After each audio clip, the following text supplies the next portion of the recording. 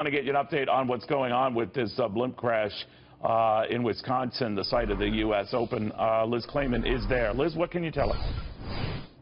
I can tell you we are on the scene, Neil. We're the first crew on the scene. We were on the 14th hole when we heard among the chatter the blimp had just gone down. Take a look over there. We are just east of a soybean field. You can see that the firefighters and, of course, the police are there. And that white tarp that you see, that is the blimp that was covering the U.S. Open here at Erin Hills in Wisconsin.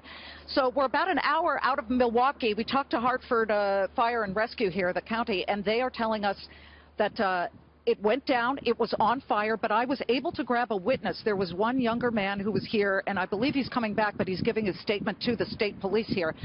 And he specifically told me he saw it catch fire, and then it went down. We believe, and we have not confirmed, that this blimp is owned by a company called AirSign. And Dave, if you pan up, you can see their helicopters now coming, and they had a ban of the airspace as soon as this happened. But this on the first day of the U.S. Open golf tournament. And the important point to note, though, is that there was we understand one person on board, the pilot.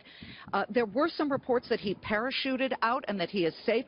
I asked that one young man, the witness, and he told me he did not see that at the moment. I'm just keeping my eye on this here because as we look over, they did tell me, Neil, that there is a propane tank attached to that blimp that has not exploded, so they are concerned, and that's why they're keeping us far away.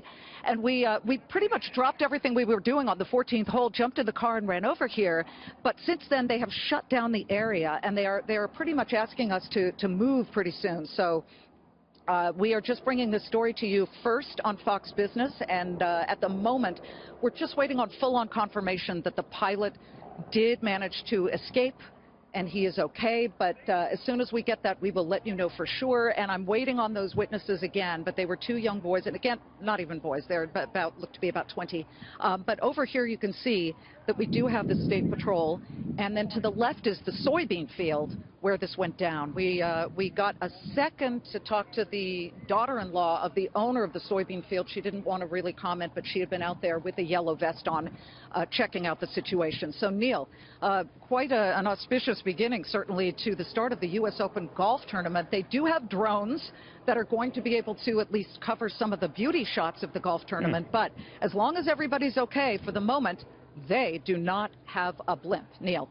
All right, so Liz, it sounds like that it might have been only the pilot, and he looked like if that was the fellow on the stretcher, might have parachuted, but the earlier reports that others were parachuting to safety. There's no indication you or any of your witnesses saw that. As we all know, as we all know, witnesses are sometimes a little unreliable because it's pretty frantic and it gets disconcerting. But Fox Business's producers actually saw it go down from afar, and they did take some pictures, which I believe we've shown on the network already. But very tough to see at the moment what's going on. Again, an unexploded propane tank attached to the blimp, so they're keeping us far. It is a dangerous situation at the moment, and they do have experts out there.